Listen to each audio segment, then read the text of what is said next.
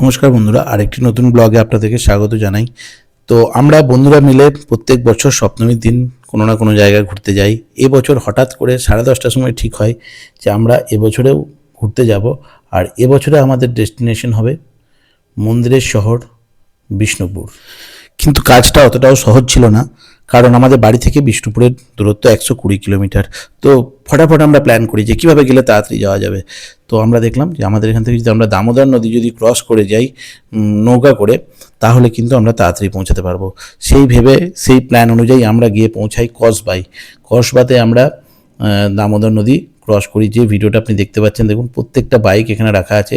আর বাইকে করে এই এত সুবিশাল দামোদর ক্রস করার যে এক্সপিরিয়েন্স, সেটা দারুণ।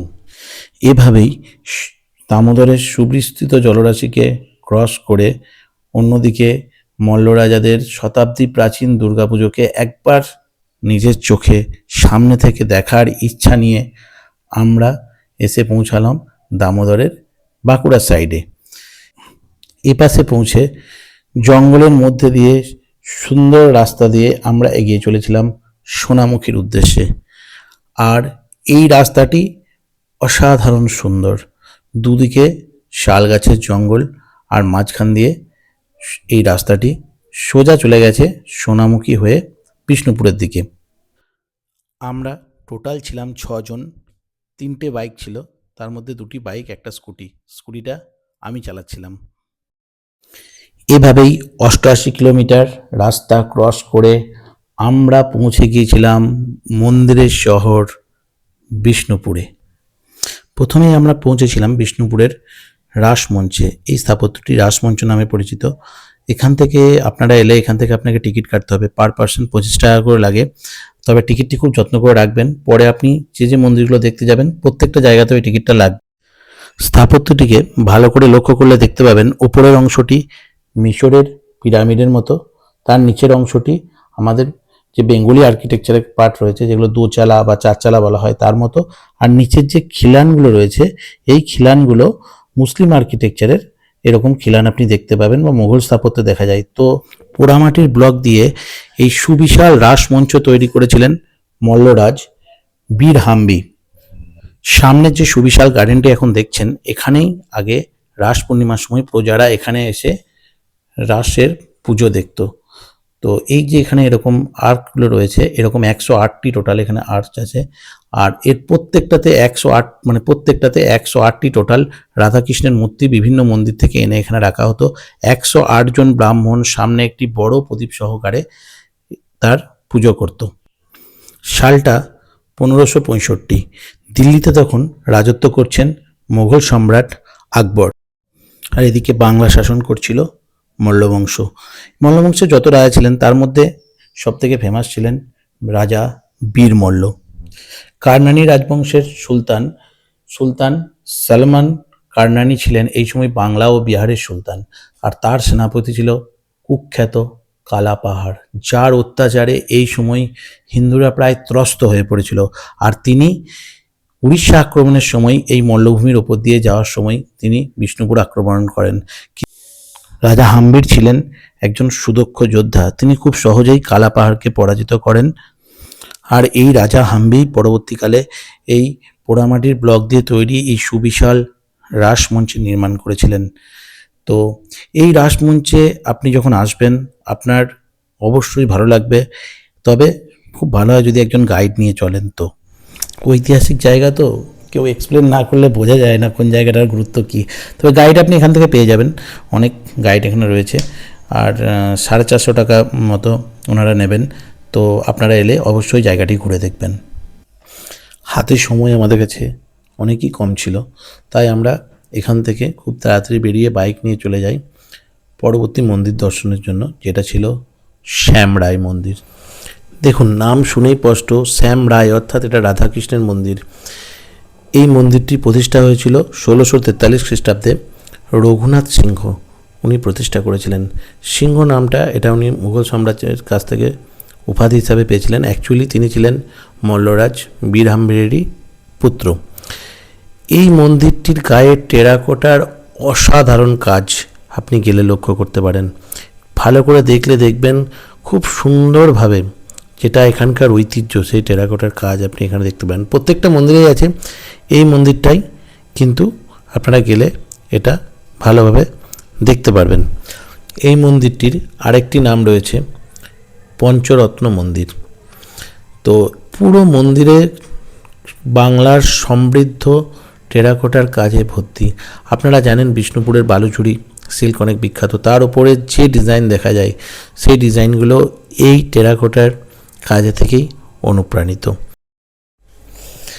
বিষ্ণুপুরের ইতিহাস এত সমৃদ্ধ যে প্রত্যেকটা মন্দিরের ব্যাকগ্রাউন্ডে পুরো ঘটনাটা বলতে গেলে এই ভিডিওটা প্রচুর লম্বা হয়ে যাবে। তো আমি চেষ্টা করছি যেগুলো একদম মানে প্রাসঙ্গিক, যেগুলো না বললে নয় সেগুলো বলার। আর এই সমস্ত মন্দিরগুলিকে এখন দেখভাল করে আর্কিওলজিক্যাল সার্ভে অফ ইন্ডিয়া। তো পুরো বিষ্ণুপুরের যে মন্দির রয়েছে সমস্ত মন্দিরই ওনারাই সব কিছু দেখভাল করেন। তো চলুন, এর বাইরেটাতে যখন যাবেন, এখানে এরকম পোড়ামাটির কাজের কিছু অস্থায়ী দোকান রয়েছে, যেখান থেকে আপনারা খুব সস্তায় কম পয়সা দিয়ে আপনাদের ঘর সাজানোর অনেক জিনিস এখান থেকে কিনতে পারেন। তো চলুন, এর পাশেই যে মন্দিরটা রয়েছে সেই মন্দিরটাতে এরপর আমরা যাই। মন্দিরটির নাম জোড় বাংলা মন্দির। তো এই মন্দিরটি বিষ্ণুপুরের সেরা মন্দিরগুলির মধ্যে এটাও একটা। আর অন্যান্য মন্দিরের থেকে এই মন্দিরের টেরাকোটার কাজগুলি আরও অনেক পরিষ্কার এবং এখনও পর্যন্ত অনেক ভালো অবস্থায় আছে। আর এই মন্দিরটি প্রতিষ্ঠা করেন দ্বিতীয় রঘুনাথ সিংহ 1655 খ্রিস্টাব্দে। এই মন্দিরটির ভিতরে শ্রী চৈতন্যদেবের একটা মূর্তি আছে, তিনি এখানে পূজিত হন। দুটি কুঁড়ে ঘরকে পাশাপাশি রাখলে যেমন দেখতে হবে, মন্দিরটি অনেকটাই দেখতে সেরকম। কিন্তু এই অন্যান্য মন্দিরের থেকে এই মন্দিরের ডিফারেন্সটা কোথায়? এই মন্দিরের যে টেরাকোটার কাজ রয়েছে সেই কাজগুলো একদম পরিষ্কার, মানে এখনও অনেকটা অক্ষত অবস্থায় আছে। ওই জন্য সব থেকে ভালো আপনি শিল্পকার্য এখানেই দেখতে পাবেন, এই মন্দিরটিতেই পাবেন। মন্দির কমপ্লেক্সে চলে এলে আপনি অলমোস্ট সব মন্দিরগুলো এর আশেপাশেই আছে। তো চলুন এখান থেকে যাই নেক্সট মন্দিরে, যেটা হলো রাধাশ্যাম মন্দির। এই মন্দিরটি 1758 খ্রিস্টাব্দে রাজা চৈতন্য সিংহ নির্মাণ করেন। বিষ্ণুপুরের এই রাধাশ্যাম মন্দির তার টেরাকোটার কাজের জন্য জগৎ বিখ্যাত। এই মন্দিরের ভিতরে রয়েছে রাধাকৃষ্ণের মূর্তি ও তার সাথে সাথে এর গর্ভগৃহে রয়েছেন আমাদের শ্রী চৈতন্য মহাপ্রভু ও নিত্যানন্দের মূর্তিও। বিষ্ণুপুর এলাকায় এই মন্দিরটিকে জীবন্ত মন্দির হিসাবে ধরা হয়। এই মন্দিরটির একদম সামনে দিকে দেখলে ওখানে একটি নাট মঞ্চ ও তার বাঁ দিকে একটি তুলসী মঞ্চ দেখা যায়। তো এই জায়গাগুলো প্রমাণ করে যে মল্ল রাজবংশের রাজারা বাংলার সংস্কৃতির কতটা পৃষ্ঠপোষক ছিলেন। বিষ্ণুপুর ঘুরতে এলে আপনাদেরকে একটা কথা মনে রাখতে হবে যে বিকাল 5:30টার পর কিন্তু এখানে বেশিরভাগ মন্দিরকেই এন্ট্রি বন্ধ করে দেওয়া হয়। তো এখানে এলে সেইভাবে টাইম করে আসবেন। যেহেতু আমরা এখানে অলরেডি একটু লেটে পৌঁছেছিলাম, তাই আমরা খুব তাড়াতাড়ি এই মন্দিরটা দেখে নিয়ে আমরা এর পরের মন্দিরটাতে চলে গিয়েছিলাম। আর পরের মন্দিরটা এখান থেকে জাস্ট এই মন্দিরটারই একটু পিছন দিকে ছিল, কারণ আমি আপনাকে দেখে আগেই বলেছি যে বিষ্ণুপুরের এই মন্দির কমপ্লেক্সটাতে যদি আপনি চলে আসেন তো অলমোস্ট যেগুলো মেন মন্দির সেগুলো আপনারা একটু পায়ে হাঁটে পেয়ে যাবেন। এমন নয় যে আপনাকে বাইক নিয়ে একবারে দিক ওদিক করতে হবে। তো চলুন যাওয়া যাক নেক্সট মন্দিরে।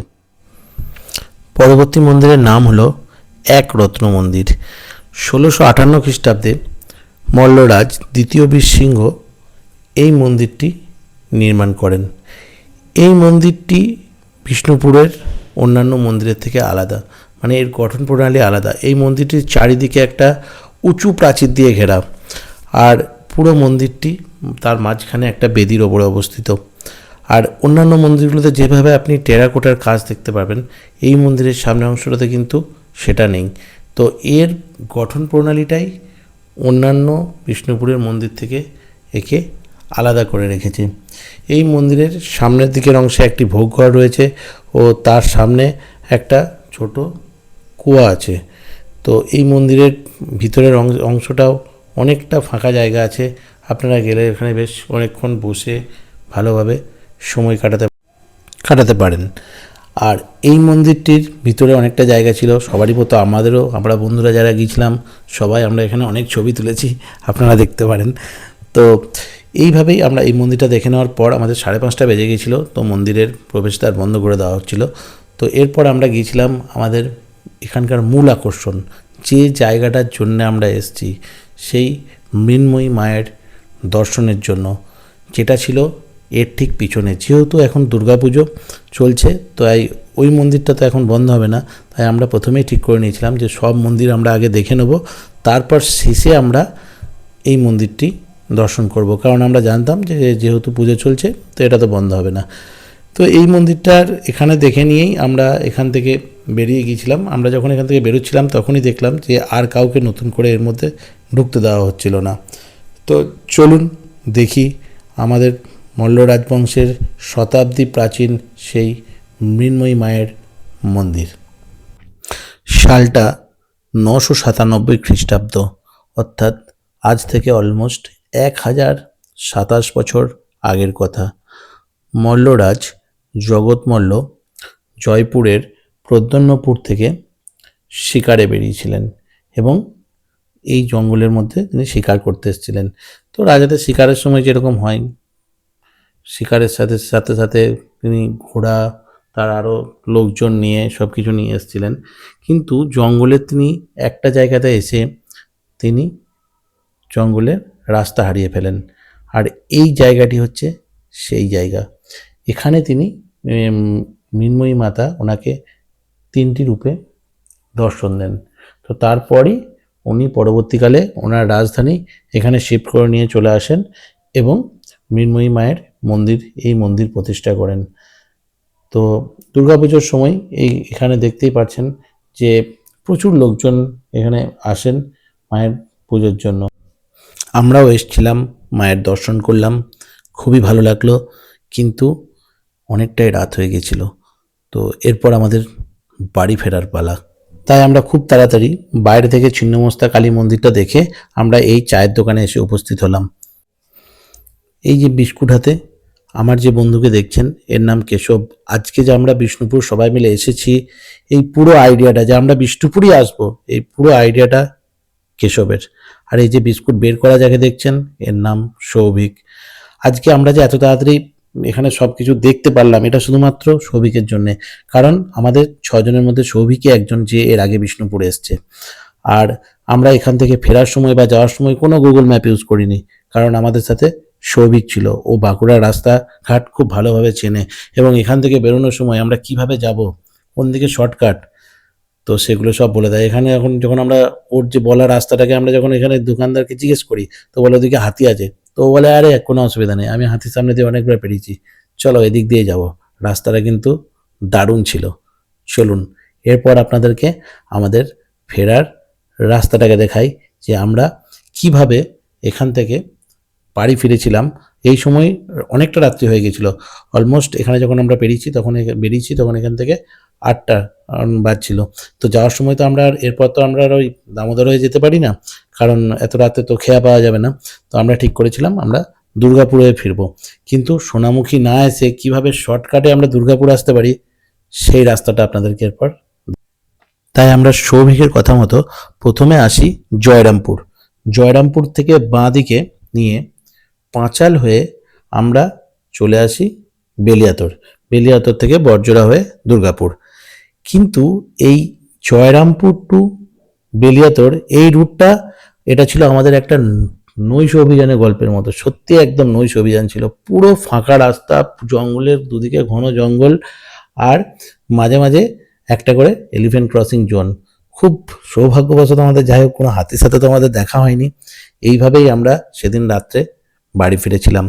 তো ভিডিওটা অনেকটাই লম্বা হয়ে গেছে, তো ভিডিওটা যদি ভালো লেগে থাকে অবশ্যই ভিডিওটা লাইক করবেন, শেয়ার করবেন। আর এই ধরনের ভিডিও পেতে ইউটিউব থেকে ট্রাভেল উইথ রাজরূপা বলে একটা চ্যানেল আছে আমাদের, ওই চ্যানেলটাতে সচরাচর এরকম ট্রাভেলিং ব্লগগুলো আমরা আপলোড করে থাকি। যদি ভিডিও ভালো লাগে থাকে তাহলে অবশ্যই চ্যানেলটি সাবস্ক্রাইব করুন। আর যদি আপনি ফেসবুক থেকে দেখছেন, তাহলে আমার যে ফেসবুক পেজ রয়েছে রতন দত্ত, তো এখান থেকেও আপনি এই ধরনের ভিডিও পেয়ে যাবেন।